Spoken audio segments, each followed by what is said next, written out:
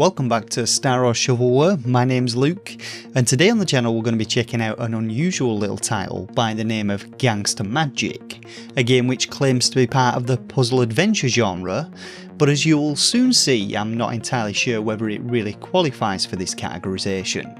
It's definitely a bizarre one though, and it does have some rather ambitious gameplay mechanics for you to play around with. So let's get right on into it, and be sure to drop a like and subscribe if you enjoy my content and want to see more. So we're going to be skipping the story portion of this review, as beyond being told that we're a gangster magician with some magical abilities, there's nothing in the way of a storyline. However, we can tell that we are indeed a gangster magician by our dreadlock and trenchcoat getup, which I have to say looks swag as feck in a sort of Neo from the Matrix kind of way. The game consists of 10 wildly different levels and a training level which attempts to teach us the basics but unfortunately fails miserably. We get some huge floating notifications, we're able to press the minus button on the controller to get these informative pop-ups which we have to scroll through one by one, and the control scheme overview is a massive wall of text, so your best bet is to just get into it and work things out as you go along.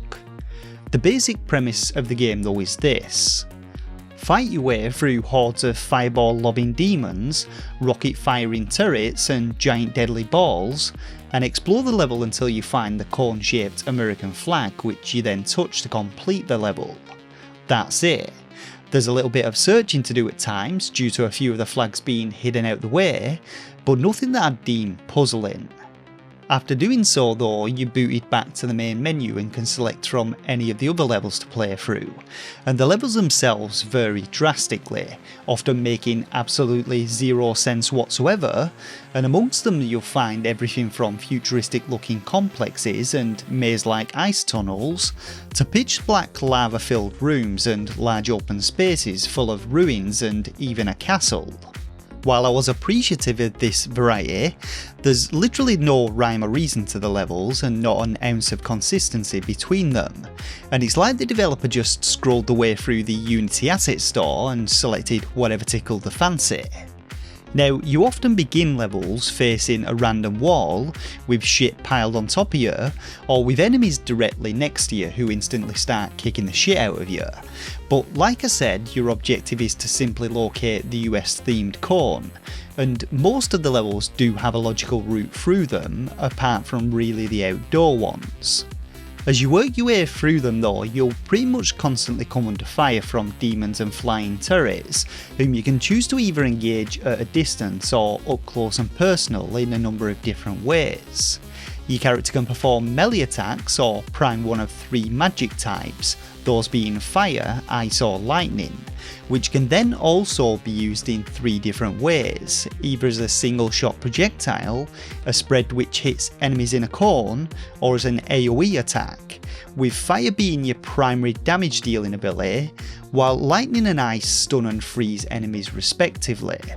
Now, you also have a telekinesis ability which can be used to body slam demons or pick up and launch these strange plates, which the developer seems to love to spawn in excessive quantities, and in addition to your offensive abilities you also have a snazzy little dodge skill and a super jump that you can perform. But perhaps the most useful ability of all is that of flight, which can quite literally be used in every single level to travel directly to the cone without fighting a single enemy. And I did try in several levels to get by without it, but many of the jumps are impossible, jumping in general is pretty finicky, and levels are somewhat on the large side and take a lifetime to just run through. When it comes to the enemies though, you've basically got the 2 that I mentioned, the demons and turrets, which are again often used in excess throughout the majority of levels. In addition to these, you've also got deadly balls which fly towards you and destroy you in a single hit, as well as electrical barriers which again kill you if you touch them, and dying in the game sends you right back to the main menu, which is a pain in the dick to say the least.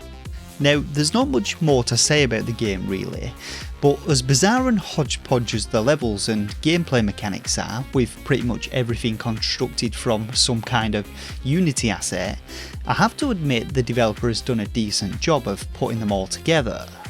The game does feel like more of a test bed for something which has the potential to become a fully fledged game. There are a ton of different bugs and glitches, and in general the combat is a little bland. But I will admit that I did find myself surprisingly eager to find out what new kind of madness had been cooked up in each level, and if nothing else, the flying and combat mechanics were fun to play around with, if only for a while. All in all though, Gangsta Magic was pretty much exactly what I envisaged it to be. A low budget action game with a ludicrous protagonist and quite a bit of rough around the edges. But unlike some developers who try to embellish their titles with lies and bullshittery, the eShop's description and screenshots of Gangsta Magic are a pretty accurate representation of what you can expect from the game. So far as the visuals go with this one, like I said, I believe that most, if not all of the environmental and character models have come from some kind of asset store. However, I was surprised to see that the game had retained a decent level of detail whilst avoiding running like shite for the most part. There are plenty of noticeable glitches in the environment, and many of the assets clash with one another with no regard paid to the themes, but they all look alright apart from that one lava level where you can literally see feck all. When it comes to the sound design, again, not bad stuff here. We get some basic sound effects which work fine despite you being bombarded with them whilst surrounded by enemies, and the music is well suited to the gameplay in some levels, but genre wise, again, it's all over the place. All in all though, not too bad.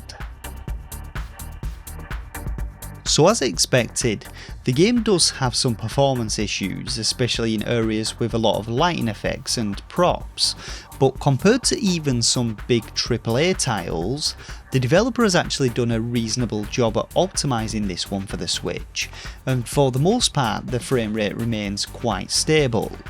When it comes to gameplay issues, I can't deny there are quite a few. From UI bugs to your character spells not displaying correctly, dodgy environments, pitch black rooms, and the nightmare that I had simply trying to climb out of the water in the game. But the biggest issue for me by far was when it would just randomly restart levels on me for no apparent reason. And apart from dying, there's also no way to quit out of them. When all's said and done though, for me, Gangsta Magic was a decent showcase of what is possible with a few store-bought assets and a bit of creativity. It's not a great game and it's certainly not worth the full $20 asking price, but it did manage to entertain me for about an hour, and I will tip my hat to the dev's baffling level design for providing most of this entertainment. And so when it comes down to my own personal rating, I'm going to be giving Gangsta Magic 2 out of 5 stars.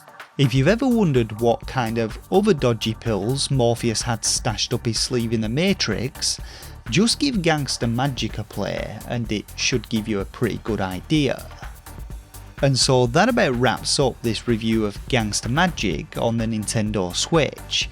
So have any of you lot given this one a go? And if not, after watching this review, do you feel tempted to? Let me know down in the comments section below.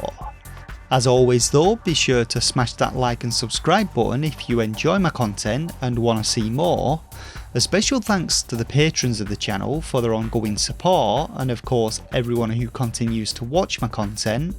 And until next time, take care of yourselves and game on.